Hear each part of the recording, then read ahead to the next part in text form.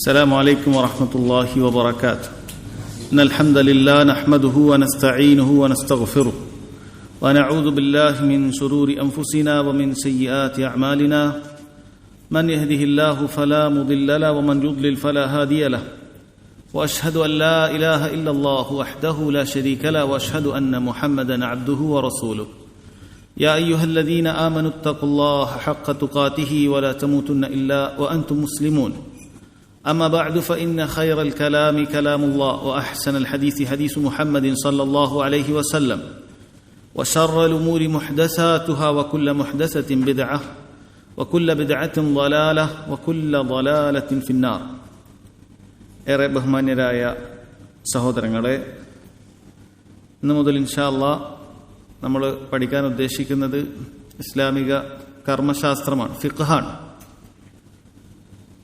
ഒരു മനുഷ്യനെ സംബന്ധിച്ചിടത്തോളം അല്ലാഹു സുബ്ഹാനഹു വ തആലയെ എങ്ങനെയാണ് ഇബാദത്ത് ചെയ്യേണ്ടത് എന്നറിയണമെങ്കിൽ ഇസ്ലാമിക കർമ്മശാസ്ത്രം പഠിക്കൽ അനിവാര്യമായ കാര്യമാണ്.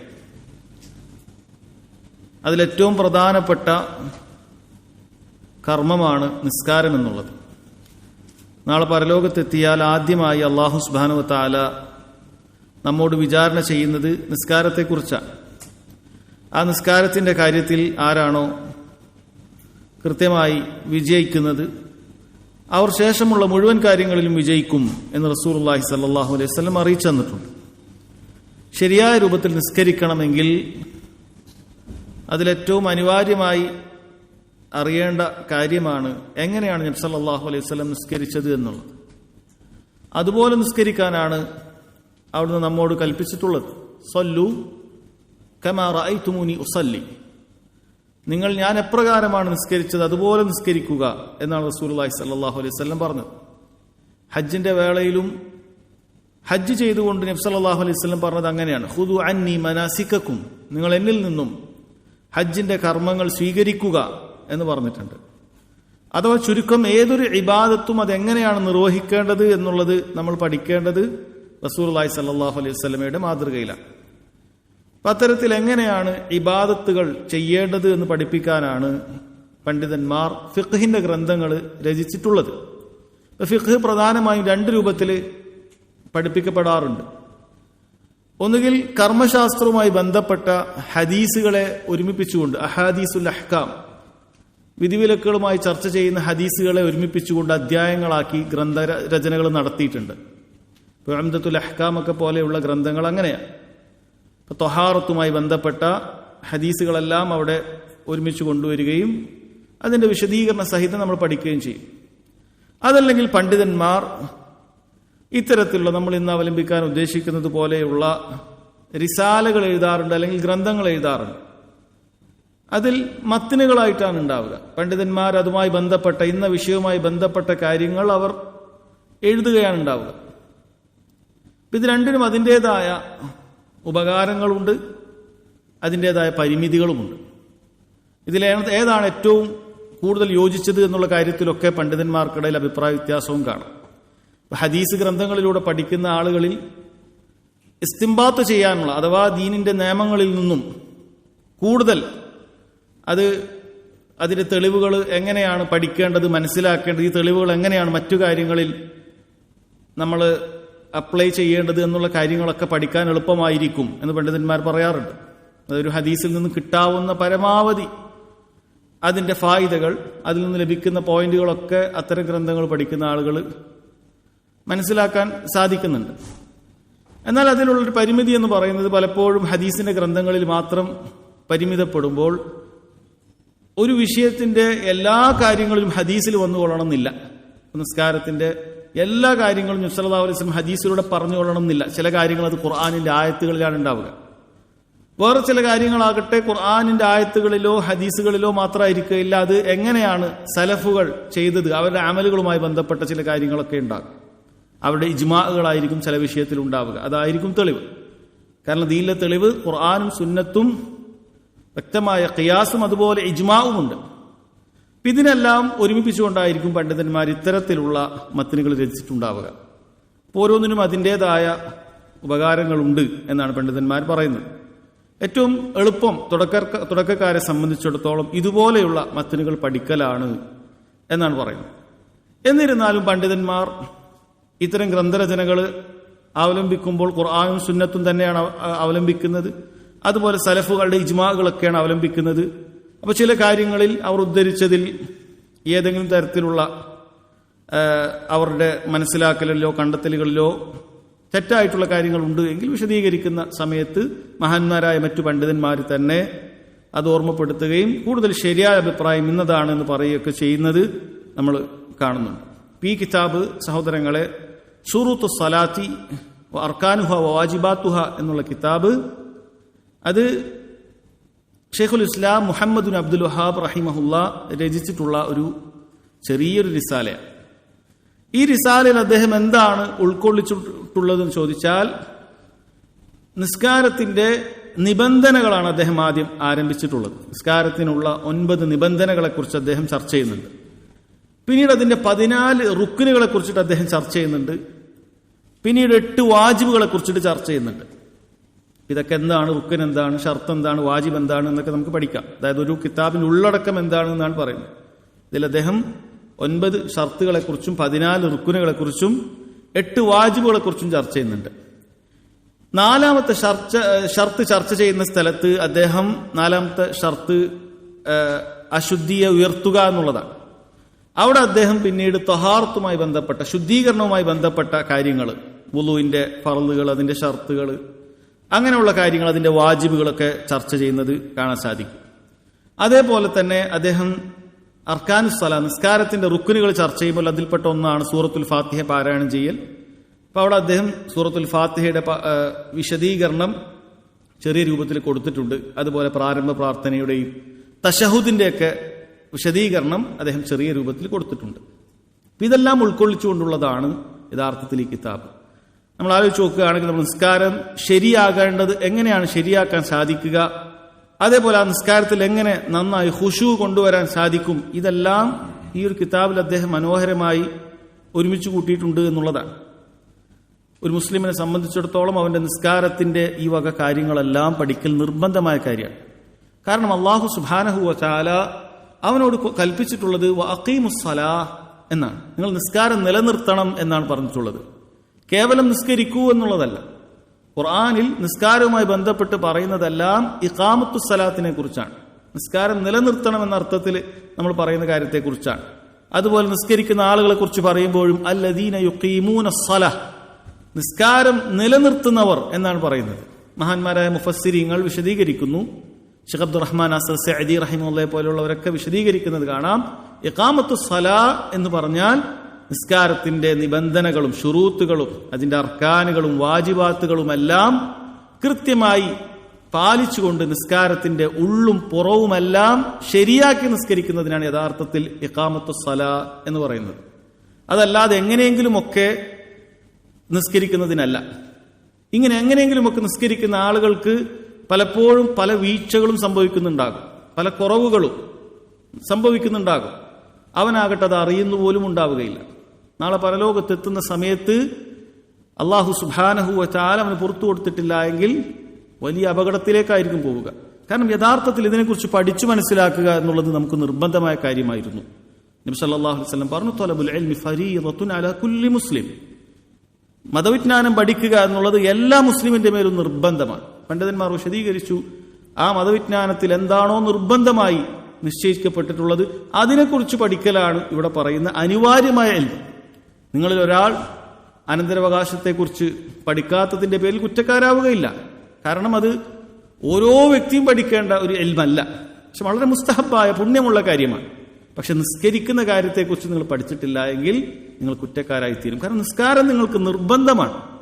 നിസ്കാരം നിർബന്ധമാണ്. പണ്ഡിതന്മാർ വിശദീകരിക്കുന്നുണ്ട്, ഒരാൾ അത്തരം നിർബന്ധമായ കാര്യങ്ങൾ പഠിക്കാതെ നിർബന്ധമാക്കപ്പെട്ട കാര്യങ്ങളിൽ വീഴ്ച വരുത്തിയാൽ അവൻ 2 കാര്യത്തിൽ കുറ്റക്കാരനാണ്. ഒന്ന്, അവൻ ഈ വിജ്ഞാനം പഠിക്കാത്തതിന്റെ പേരിൽ കുറ്റക്കാരനാകും. രണ്ടാമത്തത്, ആ വീഴ്ച വരുത്തിയതിന്റെ പേരിലും കുറ്റക്കാരനാകും. ഈ 2 കുറ്റവും അവനുണ്ടാകുമെന്നാണ് പറയുന്നത്.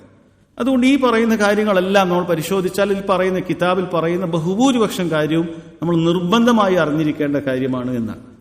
ഇനി നിർബന്ധമായ കാര്യം അവിടെ ഇരിക്കട്ടെ, സുന്നത്തായ കാര്യങ്ങളാണെങ്കിൽ തന്നെയും നമ്മൾ നിസ്കാരത്തിന്റെ പ്രതിഫലത്തിൽ വലിയ മാറ്റങ്ങളാണ് സുന്നത്തുകൾ നമ്മൾ വർദ്ധിപ്പിക്കുന്നതിലൂടെ ഉണ്ടാവുക. നബി സല്ലല്ലാഹു അലൈഹി വസല്ലം ചെയ്തതുപോലെ, അതൊരു വിരൽ അനക്കുന്ന കാര്യമാണെങ്കിലും ശരി, വിരൽ നീട്ടിപ്പിടിക്കുന്ന കാര്യമാണെങ്കിലും ശരി, കൈവെക്കുന്ന കാര്യമാണെങ്കിലും ശരി, നബി സല്ലല്ലാഹു അലൈഹി വസല്ലം ചെയ്തതുപോലെ ഒരാൾ ചെയ്താൽ അപ്പോഴാണ് അവന് കൂടുതൽ പ്രതിഫലം ലഭിക്കുക.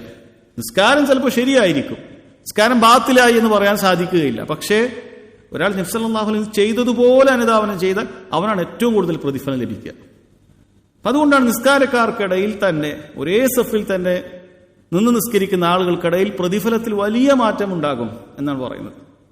ചില ആളുകൾക്ക് നബി സല്ലല്ലാഹു അലൈഹി വസല്ലം പറഞ്ഞതുപോലെ നിസ്കാരത്തിന്റെ 10 ലഭിക്കുകയുള്ളൂ, ചില ആളുകൾക്ക് 9 ലഭിക്കും, ചില ആളുകൾക്ക് 8 ലഭിക്കും, 7 അങ്ങനെയൊക്കെ ആയിരിക്കും ലഭിക്കുക. ഇതിന്റെ കാരണം രണ്ടാണ്. ഒന്നുകിൽ അവന്റെ നിസ്കാരത്തിൽ ഖുശൂഇന്റെ പ്രശ്നം ഉണ്ടാവും, എവിടൊക്കെയോ ശ്രദ്ധയാണ്. അല്ലാഹു സുബ്ഹാനഹു വ തആല നമ്മുടെ കുറവുകൾ പരിഹരിച്ചു തരുമാറാകട്ടെ. അതല്ലെങ്കിൽ ഈ പറയുന്ന സുന്നത്തുകൾ നിർവഹിക്കുന്നതിൽ അവന് വീഴ്ചകൾ ഉണ്ടാവും. അവൻ ചില സുന്നത്തുകളൊക്കെ മനഃപൂർവ്വം ഒഴിവാക്കും. അപ്പൊ അവന്റെ പ്രതിഫലം കുറയാം.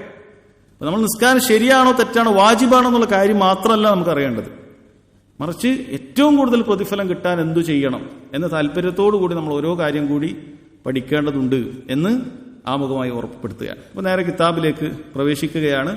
ഈ കിതാബിന്റെ വിശദീകരണമായി നമ്മൾ അവലംബിക്കുന്നത് ഷെയ്ഖ് അബ്ദുൽ മുഹ്സിൻ അബ്ബാദ് അൽ ബദർ ഹഫിളഹുല്ലാ ഇതിന് എഴുതിയിട്ടുള്ള ഒരു വിശദീകരണമാണ്. വിശദീകരണം പൂർണ്ണമായി ലഫ്ലനായി നമ്മൾ വായിക്കുന്നില്ല, നമ്മുടെ സമയം പരിമിതമാണ്.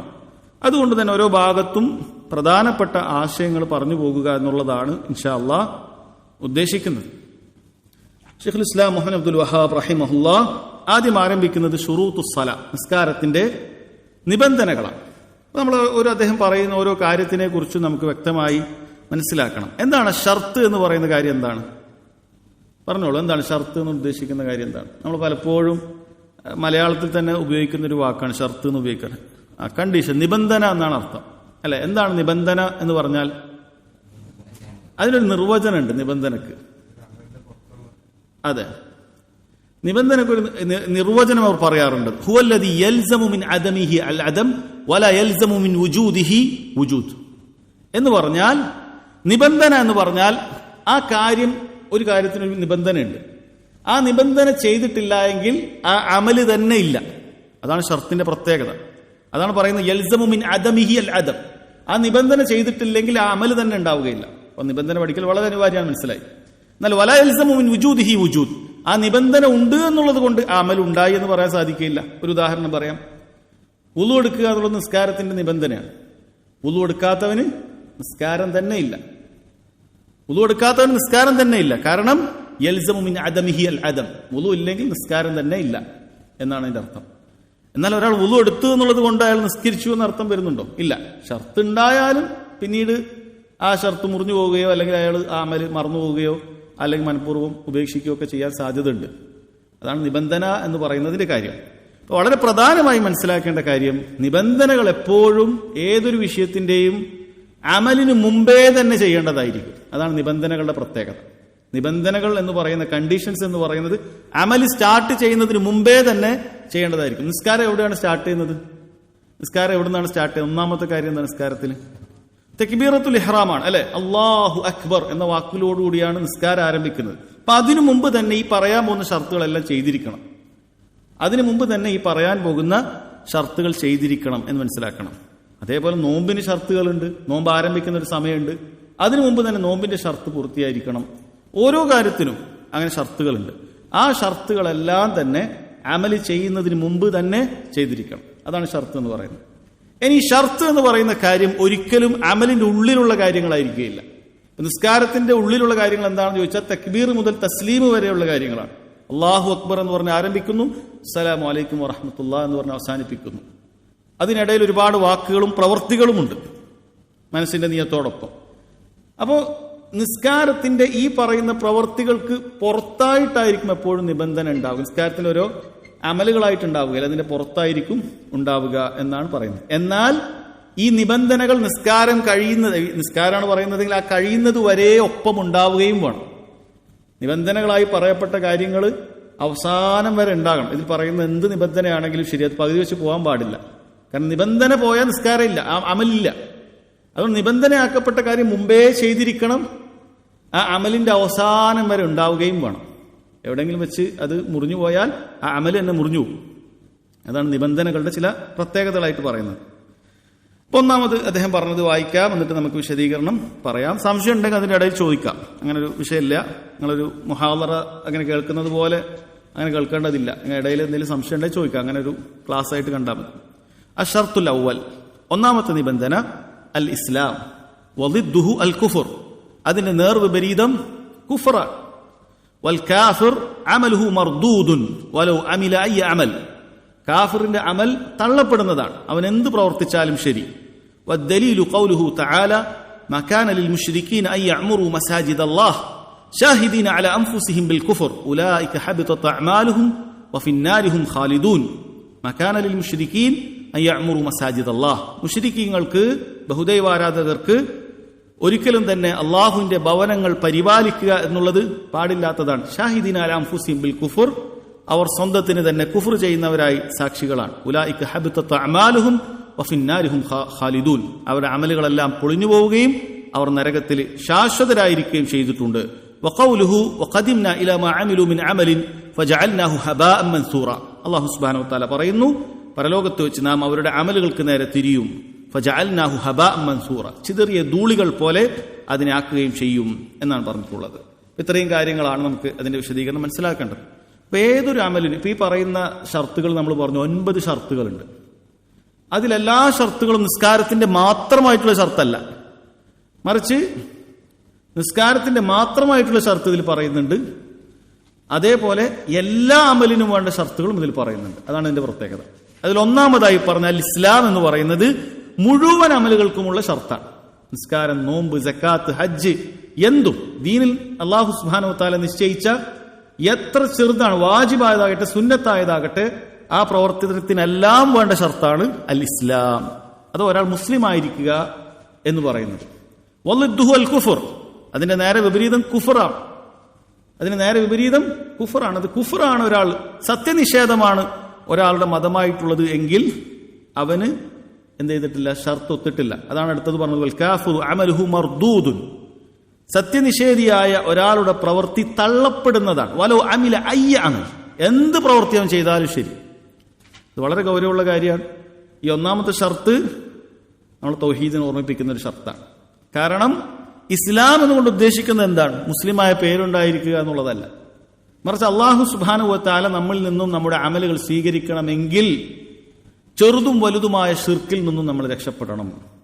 പൂർണ്ണമായ തൗഹീദ് നമുക്കുണ്ടാകണം. തൗഹീദിന്റെ അടിസ്ഥാനം, അതുപോലെ നിർബന്ധമായ പൂർത്തീകരണം, ഇത് രണ്ടും നമ്മൾ ചെയ്തിരിക്കണം. അടിസ്ഥാനം എന്ന് പറഞ്ഞാൽ അള്ളാഹിനോട് മാത്രം ദുആ ചെയ്യുന്ന, അല്ലാഹു സുബ്ഹാനഹു വ തആലയുടെ തൗഹീദിന്റെ കാര്യത്തിൽ ഏകത്വം, അല്ലാഹു സുബ്ഹാനഹു വ തആലയുടെ റുബൂബിയ്യത്തിലും ഉലൂഹിയ്യത്തിലും അസ്മാ സിഫാത്തിലുമെല്ലാം അള്ളാഹുവിനെ ഏകനാക്കുന്നവനായിരിക്കണം നമ്മൾ.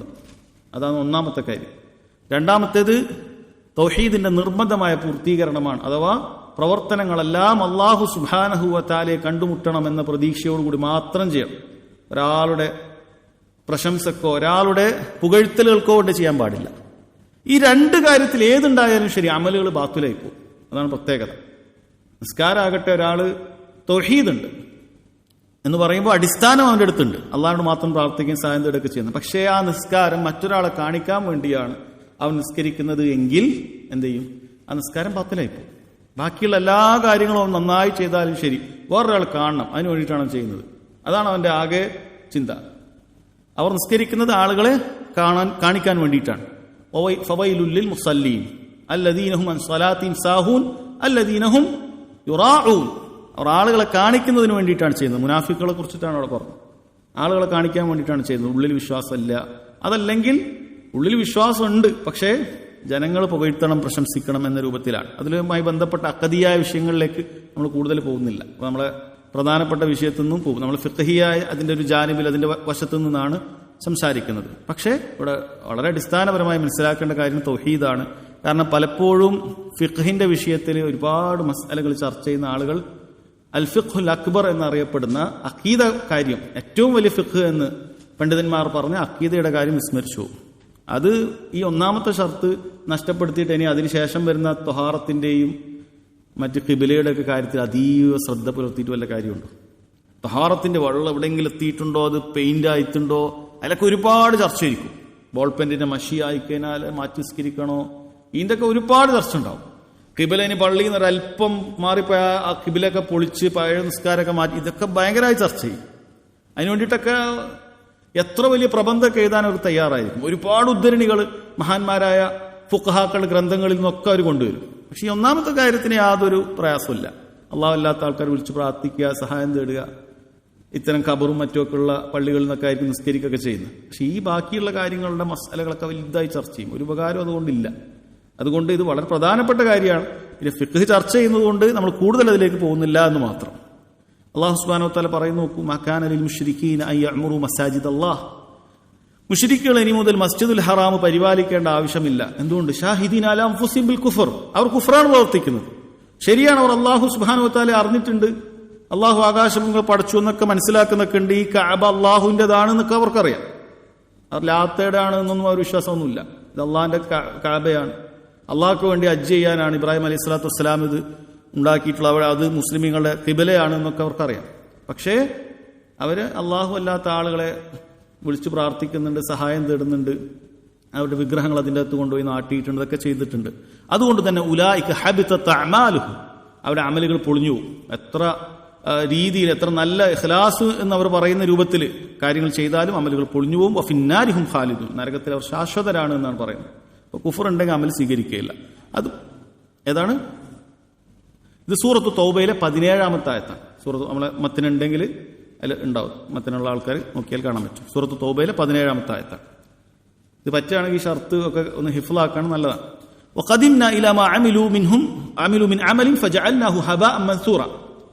സൂറത്തുൽ ഫുർഖാനിൽ 23-ാമത്തെ ആയത്തിൽ ഇത് ചെറുതും വലുതുമായ എല്ലാ ശിർക്കും നമ്മൾ ഭയപ്പെടേണ്ടതായ ഒരു ആയത്തും കൂടിയാണ്. പരലോകത്തെത്തിയാൽ അല്ലാഹു സുബ്ഹാനഹു വ തആല പറയുന്നത് അവരുടെ അമലുകൾക്ക് നേരെ നാം തിരിയുമെന്നാണ്. ഫജഅൽനാഹു, എന്നിട്ട് നാം അതിനെ ആക്കും ഹബാഅൻ മൻസൂറ, ചിതറിയ ധൂളികൾ എന്ന് പറഞ്ഞാൽ വളരെ ലൈറ്റായിട്ടുള്ള പൊടികളാണത്. അത് നമുക്ക് നേർക്കുനേരെ ഇപ്പോൾ ഇവിടെ കാണാൻ പറ്റുന്നില്ല. ചിലപ്പോൾ ഒരു ഓടിന്റെ ഇടയിലൂടെ വെളിച്ചം പ്രവേശിച്ചാൽ പകലൊക്കെ ചിലപ്പോൾ നമുക്ക് അത്തരം പൊടികളെ കാണാൻ പറ്റും. അത്രയും അങ്ങനെയുള്ള പൊടികളാക്കി അല്ലാഹു സുബ്ഹാനഹു വ തആല നിങ്ങളുടെ അമലുകളെ മാറ്റിക്കളയും എന്നാണ് പറയുന്നത്. അപ്പം അത് മാറ്റാനുള്ള കാരണം ഇഖ്ലാസ് ഇല്ലാതെ പ്രവർത്തിച്ചതാണ്, അള്ളാഹ്ക്ക് വേണ്ടി മാത്രമല്ല ചെയ്തത്. അപ്പം അത് സഹോദരങ്ങളെ ശ്രദ്ധിക്കേണ്ട കാര്യമാണ്. ഇതാണ് ഒന്നാമത്തെ നിബന്ധന. ഈ നിബന്ധന എല്ലാ അമലുകൾക്കും നമ്മൾ പാലിക്കേണ്ടതായ നിബന്ധനയാണ് എന്ന് പറഞ്ഞ് അവിടെ സംസാരം നമുക്ക് അവസാനിപ്പിക്കാം. അസ്സാനി, രണ്ടാമത്തെ നിബന്ധന അൽ അഖ്ൽ, അഖ്ൽ ഉണ്ടാവുക എന്നാണ്. എന്താണ് അഖ്ൽ ഉണ്ടാവുക എന്ന് പറഞ്ഞാൽ അർത്ഥം? ബുദ്ധി ഉണ്ടാവുക എന്നാണ് അർത്ഥം. ഒരു കാര്യത്തിന്റെ ഉദ്ദേശം അറിയണമെങ്കിൽ അതിന്റെ വിപരീതം മനസ്സിലാക്കിയാൽ നന്നാകും എന്ന് പണ്ഡിതന്മാർ പറയാറുണ്ട്. ചില കാര്യങ്ങളുടെ ഓപ്പോസിറ്റ് പറഞ്ഞാൽ, വിപരീതം പറഞ്ഞാൽ ആ വിഷയം വ്യക്തമാവും. ബുദ്ധി ഉണ്ടായിരിക്കുക എന്ന് പറഞ്ഞാൽ ഉദ്ദേശിക്കുന്നത് വളിദ്ദുഹു അൽ ജുനൂൻ, ബുദ്ധി മറഞ്ഞു പോകുന്ന അവസ്ഥ ഉണ്ടാകാൻ പാടില്ല എന്നാണ് അതിന്റെ അർത്ഥം. ബുദ്ധി മറഞ്ഞു പോകുന്ന അവസ്ഥയിൽ നിസ്കാരം സ്വീകരിക്കുകയില്ല, ഒരമലും സ്വീകരിക്കുകയില്ല എന്നാണ്. അഖ്ല് വേണം, ബുദ്ധി വേണം. ബുദ്ധി ഇല്ലാത്ത പ്രവർത്തനം, ബുദ്ധി അത് പല രൂപത്തിൽ സംഭവിക്കാം. ചില ആളുകൾക്ക് ബുദ്ധി മറഞ്ഞു പോകുന്നത് ജന്മനാ തന്നെ അങ്ങനെ സംഭവിക്കാം. ബുദ്ധിമാന്ദ്യം സംഭവിക്കുന്ന ആളുകൾ അങ്ങനെ ഉണ്ടാവാം. അതല്ലെങ്കിൽ ഏതെങ്കിലും രൂപത്തിൽ ബുദ്ധിയെ മറച്ചു കളയുന്ന കാര്യങ്ങൾ ഒരാൾക്ക് സംഭവിച്ചു എന്ന് വിചാരിക്കുക. അങ്ങനെയുള്ള വല്ല ലഹരി ഉപയോഗിക്കുകയോ, അതല്ലെങ്കിൽ ഓപ്പറേഷൻ തിയേറ്ററിലൊക്കെ ആളുകൾ എന്ത് ചെയ്യാറുണ്ട്, അങ്ങനത്തെ കാര്യങ്ങളൊക്കെ ഉപയോഗിക്കാറുണ്ട്. ഈ സമയത്ത് അവന് ബുദ്ധി ഇല്ല, അവൻ എന്താണ് ചെയ്യുന്നത് എന്ന് അവൻ അറിയില്ല. ആ അവസ്ഥയാണ് ഇത്. അപ്പം ആ അവസ്ഥയിൽ അവൻ നിസ്കരിച്ചാൽ നിസ്കാരം സ്വീകരിക്കുകയില്ല, അവൻ എന്താണ് ചെയ്തതൊന്നും ഓർമ്മയില്ല. ആ അവസ്ഥയിൽ ഒന്നൊരു അമൽ ചെയ്താൽ അത് ശരിയാവുകയില്ല. അത് അഖ്ലില്ലാത്ത അവസ്ഥയാണ്. വൽ മജ്നൂൻ, അത്തരത്തിൽ ജുനൂൻ ബാധിച്ച, ഭ്രാന്ത് ബാധിച്ച, ബുദ്ധി മറഞ്ഞുപോയ ആളുകൾ മർഫൂഉൻ അൻഹുൽ ഖലം ഹത്താ യഫീഖ്, അവന് ബുദ്ധി ഉദിക്കുന്നത് വരെ, തിരിച്ചു വരുന്നത് വരെ പേന ഉയർത്തപ്പെട്ടിരിക്കുന്നു എന്നാ പറയുന്നത്. അഥവാ അവന്റെ നന്മ തിന്മകളൊന്നും രേഖപ്പെടുത്തുന്നില്ല എന്നാണ് പറയുന്നത്. വദ്ദലീൽ ഹദീസ്, അതിന് തെളിവുള്ളത് ഹദീസാണ്. എന്താണ് ഹദീസ് ഉള്ളത്?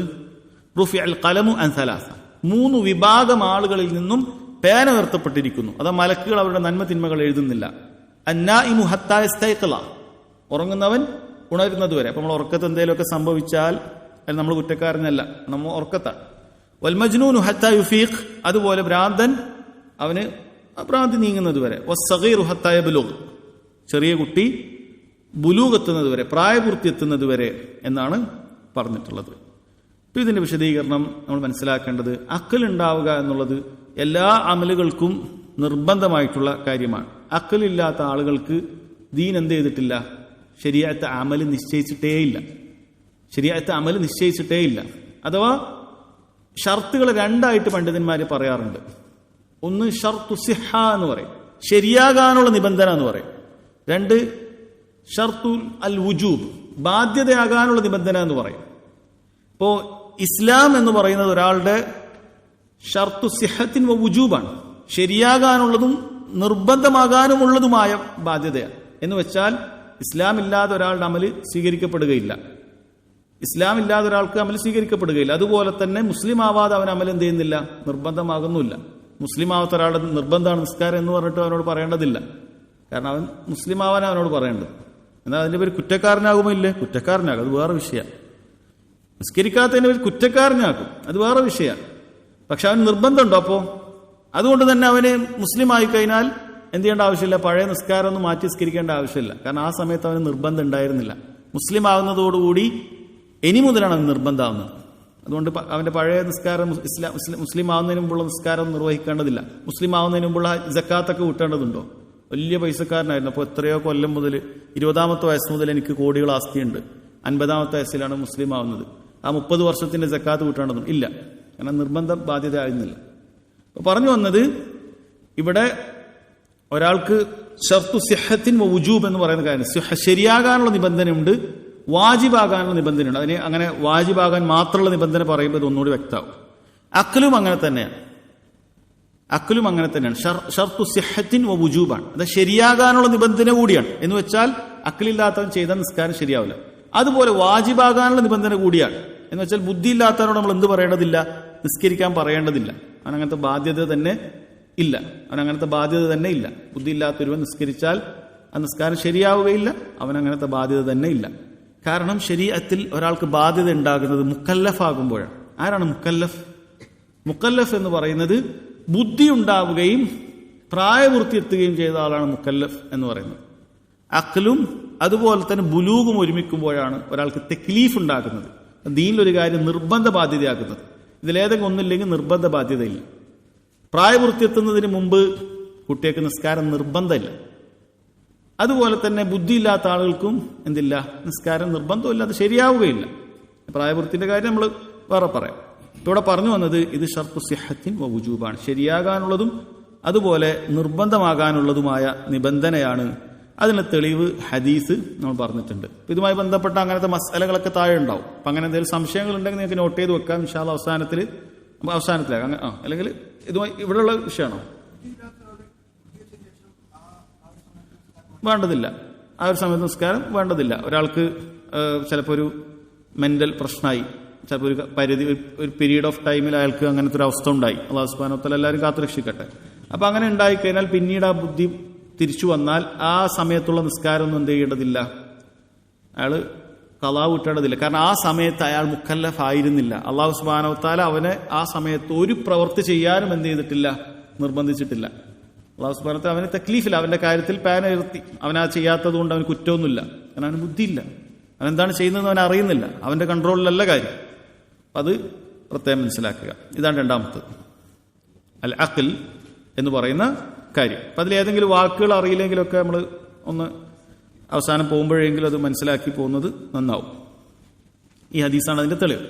അസ്സാലിസ്, മൂന്നാമത്തെ നിബന്ധന, അത്തമീസ്.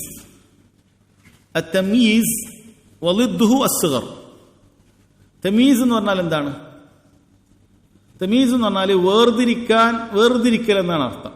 കാര്യങ്ങൾ വേർതിരിക്കുക എന്ന് പറഞ്ഞാൽ ഇതുകൊണ്ട് ഉദ്ദേശിക്കുന്നത് വളിദ്ദുഹു അസ്ഗർ, ആ ചെറുപ്പത്തിന്റെ എതിരായി മാറുക. അത് ചെറുപ്പം എന്ന് പറയുന്ന ഒരു പ്രായമുണ്ട്. ആ പ്രായം പറയുന്നു ഹദ്ദുഹു 7 സിനീൻ എന്നാണ്, 7 വയസ്സ് എന്നാണ്. ഇപ്പൊ 7 വയസ്സ് വരെ ഇസ്ലാം ചെറുപ്പകാലമായിട്ടാണ് കാണുന്നത്. ചെറുപ്പം എന്ന് പറയുന്നത് നിസ്കരിക്കാൻ ബാധ്യതയൊന്നും ഇല്ലാത്തതായ ഒരു പ്രായം. അത് കഴിഞ്ഞ് 7 വയസ്സാകുമ്പോഴാണ് അവന് തമീസിന്റെ പ്രായം എത്തി എന്ന് പറയുന്നത്. തമീസിന്റെ പ്രായം എത്തി, പ്രായപൂർത്തി എത്തിയിട്ടില്ല, തമീസിന്റെ പ്രായം എത്തി. അപ്പൊ ആ തമീസിന്റെ പ്രായം എത്തിക്കഴിഞ്ഞാലാണ് അവൻ എന്ത് ചെയ്യേണ്ടത്? നിസ്കരിക്കാൻ ആരംഭിക്കേണ്ടത്. അത് അപ്പോഴേ അല്ലാഹു സുബ്ഹാനഹു വ തആല അവൻ എന്ത് ചെയ്തിട്ടുള്ളൂ? നിസ്കാരം ബാധ്യതയായിട്ടുള്ളൂ.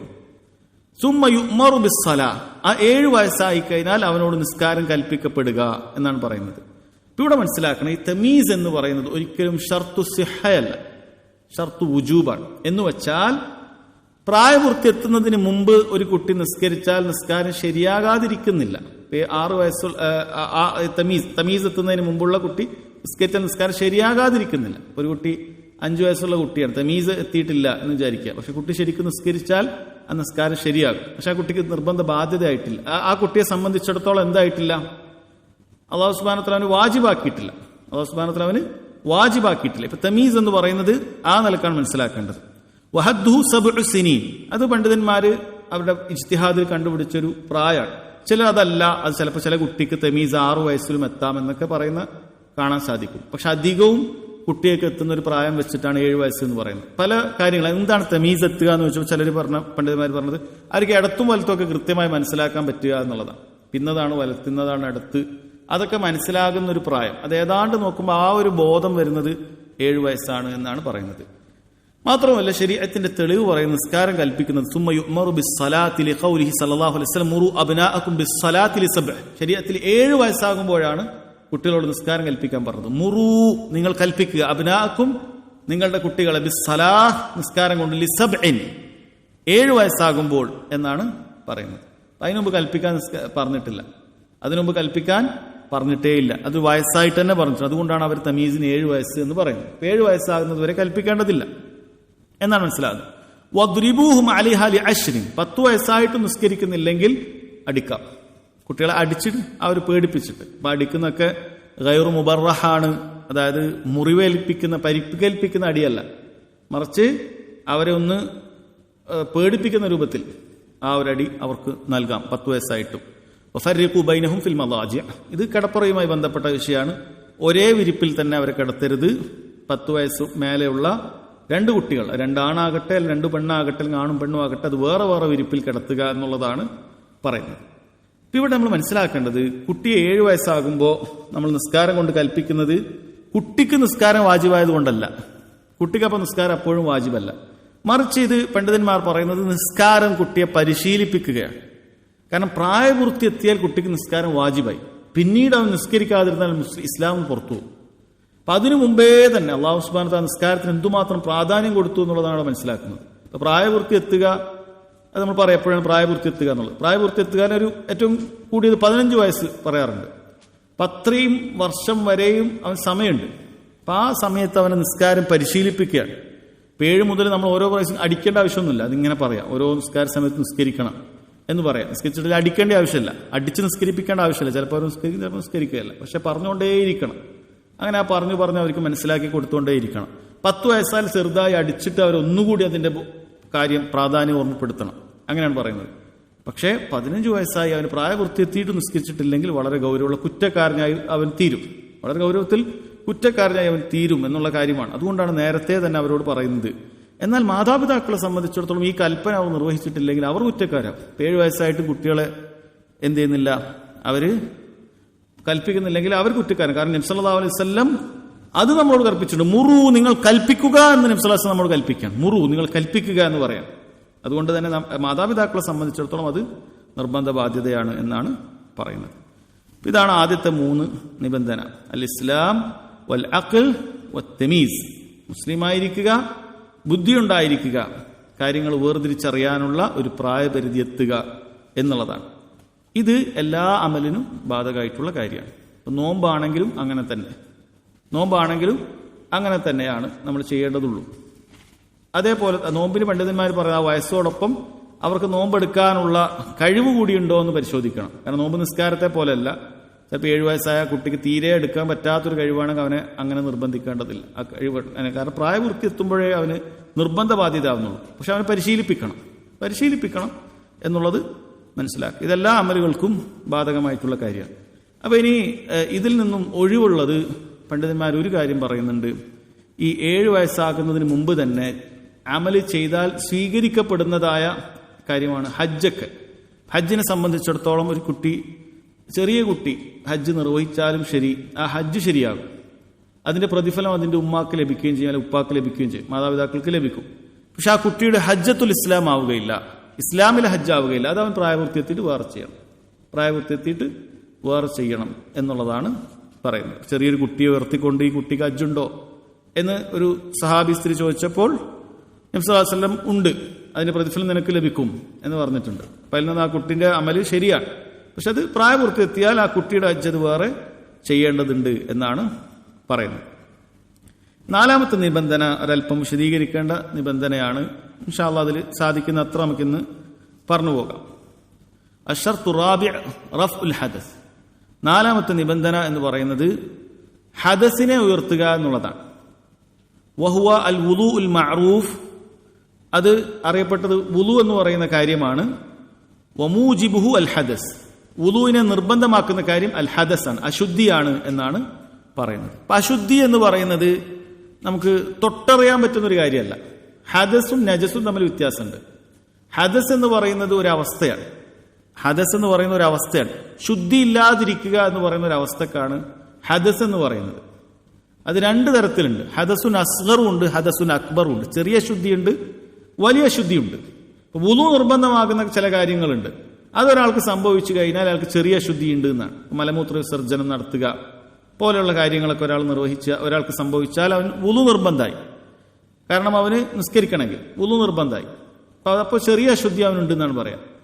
ഇനി വലിയ ശുദ്ധി എന്ന് പറഞ്ഞാൽ അവന് ലൈംഗിക ബന്ധത്തിൽ ഏർപ്പെടുക, അതല്ലെങ്കിൽ അങ്ങനെ സ്വപ്നസ്ഖലനം സംഭവിക്കുക പോലെയുള്ള കാര്യങ്ങളാണെങ്കിൽ വലിയ ശുദ്ധി സംഭവിച്ചു എന്ന് പറയും. ഹദസുൻ അക്ബറാണ്, അവിടെ അവന് കുളി നിർബന്ധമാകും. റഫ്ഉൽ ഹദസ് എന്ന് പറയുമ്പോൾ ഈ രണ്ട് ഹദസുകളും ഒരാൾ ഉയർത്തണം എന്നാണ് അവിടെ ഉദ്ദേശിക്കുന്നത്. രണ്ട് ഹദസുകൾ ഉയർത്തണം. ചെറുതും വലുതുമായ അശുദ്ധി ഏതാണോ ഉള്ളത് അതെല്ലാം ഉയർത്തണം എന്നാണ് പറയുന്നത്. ഇവിടെ ഇദ്ദേഹം ചെറിയ അശുദ്ധിയുടെ കാര്യമാണ് ഇവിടെ പറയുന്നത്. കാരണം ഇതാണ് ഓരോ വക്തിനും ആവശ്യമായി വരിക. വലിയ അശുദ്ധി ഓരോ വക്തിനും ഒരാൾക്ക് വരണമെന്നില്ല, അധികം സംഭവിക്കാത്ത കാര്യമാണ്. ഇവിടെ ഉദ്ദേശിക്കുന്ന റഫ്ഉൽ ഹദസ് അൽ ഹദസുൽ അസ്ഗറാണ്. അതുകൊണ്ടാണ് വഹുവൽ വുളു അൽ മഅറൂഫ്. അതായത് ആ റഫ്ഉൽ ഹദസ് എങ്ങനെയാണ്? വുളു, അറിയപ്പെട്ട വുളുവിലൂടെയാണ് സംഭവിക്കുന്നത് എന്നാണ് പറയുന്നത്. കാരണം അതാണ് ഓരോ വക്തിനും നമുക്ക് ആവശ്യമായി വരുന്നത്. അതാണ് ചെറിയ ശുദ്ധിയായിരിക്കും ആളുകൾക്ക് സംഭവിക്കുക എന്നുള്ളതാണ് പറയുന്നത്. ഹദസ് രണ്ട് രൂപത്തിലുണ്ട് എന്ന് മനസ്സിലാക്കുക. ഒന്ന് ഹദസുൻ അസ്ഗറാണ്, ചെറിയ ശുദ്ധിയാണ്. ഒന്ന് വലിയ ശുദ്ധിയാണ്. കുളി നിർബന്ധമാകുന്ന കാര്യങ്ങൾക്കാണ് വലിയ ശുദ്ധി എന്ന് പറയുന്നത്. വുളുവിലൂടെ ശുദ്ധി ലഭിക്കുന്ന കാര്യങ്ങൾക്കാണ് ചെറിയ ശുദ്ധി എന്ന് പറയുന്നത്. ഈ കാര്യം വേണം എന്നാണ് പറയുന്നത്. ഇനി ഇദ്ദേഹം ഇതിനുശേഷം വുളുവിന്റെ കാര്യത്തിലേക്കാണ് പിന്നീട് പോകുന്നത്. നാലാമത്തെ ഷർത്താണ് ഇതിൽ ഏറ്റവും വിശദമായി ചർച്ച ചെയ്യുന്ന ഒരു ഷർത്ത്. നാലാമത്തെ ഷർത്താണ്. അതുകൊണ്ട് തന്നെ അദ്ദേഹം അവിടെ നിന്ന് പിന്നീട് വുളുവുമായി ബന്ധപ്പെട്ട കാര്യം പറയാം. സാധാരണഗതിയിൽ ഫിഖ്ഹിന്റെ കിതാബിലൊക്കെ ഒന്നാമത്തെ അധ്യായമായി ഉണ്ടാകുന്നത് കിതാബ് ത്വഹാറ, ശുദ്ധിയുമായി ബന്ധപ്പെട്ട കാര്യമായിരിക്കും. ഏറ്റവും ആദ്യം നിർവഹിക്കേണ്ട അമല് നിസ്കാരമാണ്. ആ നിസ്കാരം ശരിയാകണമെങ്കിൽ വുളു വേണം. അതുകൊണ്ട് തന്നെ ഒന്നാമത് ത്വഹാറത്ത് നിന്നാണ് ആരംഭിക്കുക. ആ നിസ്കാരത്തിന് വേണ്ടിയിട്ടാണ്. നിസ്കാരമാണ് ഒന്നാമത്തെ അമൽ. നമ്മൾ ഇസ്ലാം കാര്യം പറയുമ്പോൾ അതിൽ ഒന്നാമത്തെ കാര്യം അഖീദയാണ്, ഷഹാദത്തു അല്ലാ ഇലാഹ ഇല്ലല്ലാഹു അന്ന മുഹമ്മദ് റസൂലുള്ളാഹ്. പിന്നെ രണ്ടാമതാണ് നമ്മുടെ അമലുകൾ വരുന്നത്. അതിൽ ഒന്നാമത്തെ നിസ്കാരം, ഇഖാമത്തു സ്വലാത്ത്. അപ്പൊ ഒന്നാമത് നമ്മൾ പഠിക്കേണ്ടത് ഫിഖ്ഹിൽ നിസ്കാരമാണ്. പക്ഷെ കിതാബിൽ ആദ്യം കൊടുക്കുന്ന ബാബു ത്വഹാറാണ്. കാരണം നിസ്കാരം ശരിയാവണമെങ്കിൽ എന്ത് വേണം? ശുദ്ധി വേണം എന്നാണ്. ഇവിടെ അദ്ദേഹം ഇങ്ങനെ പറഞ്ഞു വന്നിട്ട് ഈ നാലാമത്തതിൽ നിന്നും പിന്നീട് ആ ത്വഹാറത്തുമായി ബന്ധപ്പെട്ട വിഷയം എന്ത് ചെയ്യാണ്? അവിടെ ചർച്ച ചെയ്യാണ്. അപ്പൊ അതില് നിസ്കാരത്തിൽ വുളുവിന്റെ ഷർത്തുകളെ കുറിച്ചും വുളുവിന്റെ ഫർളുകളെ കുറിച്ചിട്ടൊക്കെ ചർച്ച ചെയ്യുന്നുണ്ട്. അതൊക്കെ നമുക്ക് മനസ്സിലാക്കിയിരിക്കേണ്ട കാര്യമാണ്. ഇൻഷാ അല്ലാഹ് നമുക്കിവിടെ നിർത്താം. വല്ലാഹു തആല അലം. വസല്ലല്ലാഹു അലാ നബീന മുഹമ്മദ് വഅലാ ആലിഹി വസഹ്ബിഹി വസല്ലം.